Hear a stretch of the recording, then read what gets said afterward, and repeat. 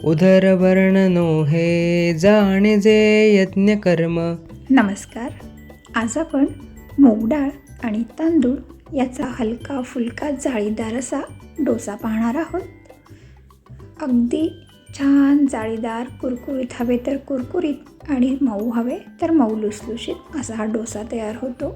चला तर पाहूया. याच्यासाठी मी सालीसहित जी मूग डाळ येते ती 1 वाटी भरून घेतली आहे आणि याच्यामध्ये 2 वाट्या तांदूळ घालते आहे.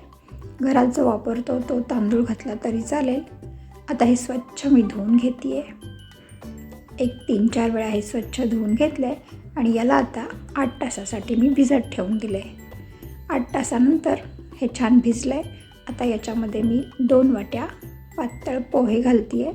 हे पोहे धुवून घेते आहे आणि मग याच्यामध्ये पोहे बुडतील एवढं पाणी घालून हे 10 मिनटंच भिजवून घेणार आहे.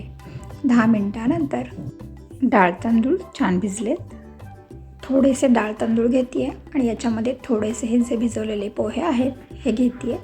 पोहे घातल्यामुळे मऊ हवे तर स्पॉन्ज डोसा करू शकतो आणि कुरकुरीत हवे तर कुरकुरीतही करू शकतो. हे दोन्ही मिक्स करून आपल्याला वाटून घ्यायचं आहे.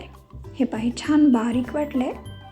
हे एका डब्यामध्ये काढून घेते आहे. याचप्रमाणे सगळे डाळ तांदूळ पोहे मी वाटून घेते आहे.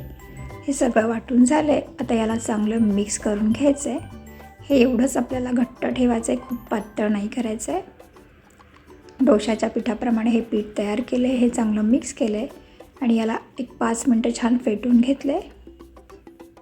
5 मिनटं फेटून घेतल्यानंतर हे मी झाकून ठेवते आहे. याला साधारण 8 तास मी असं झाकून ठेवणार आहे.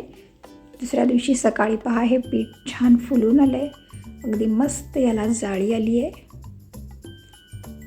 पहा अगदी जाळीदार असं हे पीठ झालं आहे. अगदी छान फुललं आहे. हलकं फुलकं असं पीठ तयार झालं आहे. याचे डोसे आता अगदी मस्त तयार होतील. हे पीठ चांगलं मिक्स करून घ्यायचं आहे आणि याच्यामध्ये चवीपुरता मीठ घालून घ्यायचं आहे. हे पीठ चांगलं मिक्स करून घेऊया आणि याचे आता डोसे करूया. पहिला डोसा छोटा करूया म्हणजे तवा चांगला सेट व्हायला मदत होते आणि डोसा तुटतही नाही. हे पहा छोटासा डोसा केला आहे. हा डोसा छान झाला आहे. आता पुढचा डोसा करताना थोडासा मोठा डोसा करूया आपण. हे केल्याने काय होतं, तव्याचं तापमान व्यवस्थित राहतं. प्रत्येक वेळी तव्यावर पाणी शिंपडा, ते पुसून घ्या, हे करायची गरज पडत नाही. तवा छान सेट होतो. पहा आता हवे तसे आपण हवे त्या आकाराचे हवे तेवढे मोठे डोसे करू शकतो आणि छान तयार होतील. अजिबात तुटणार नाहीत आणि चिकटणारही नाहीत. थोडंसं वरून तेल घालायचं आहे. डोसा छान शेकून घेतला आहे. आता याला उलटवून घेते आहे. पहा मस्त जाळी झाली आहे. याला जाळीदार झाला आहे आणि छान रंगही आला आहे.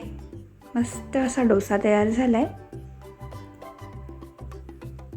आता याच्यावर थोडंसं बॅटर घालते आणि डोसा करून घेते आहे. प्रत्येक वेळी पाणी शिंपडा, तवा पुसून घ्या, हे करायची गरज नाही. थोडंसं वरून तेल घालायचं आहे आणि मग एका बाजूने छान शेकून झाला की मग ह्याला उलटवून घ्यायचं आहे.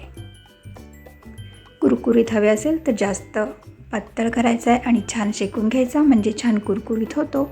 आणि जर तुम्हाला जाडसर स्पॉन्ज मऊ लुसलुशीत हवे तर तो जास्त पसरवायचा नाही, थोडा जाडसरच ठेवायचा.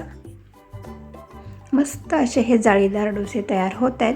या पद्धतीने एकदा नक्की करून पहा आणि रेसिपी आवडली तर लाईक करा, कमेंट करा, शेअर करा आणि चॅनलला अजून सबस्क्राईब केलं नसेल तर सबस्क्राईब करा आणि त्याच्या बाजूचं बेलचं बटनही प्रेस करा म्हणजे माझ्या व्हिडिओचं नोटिफिकेशन तुम्हाला मिळेल.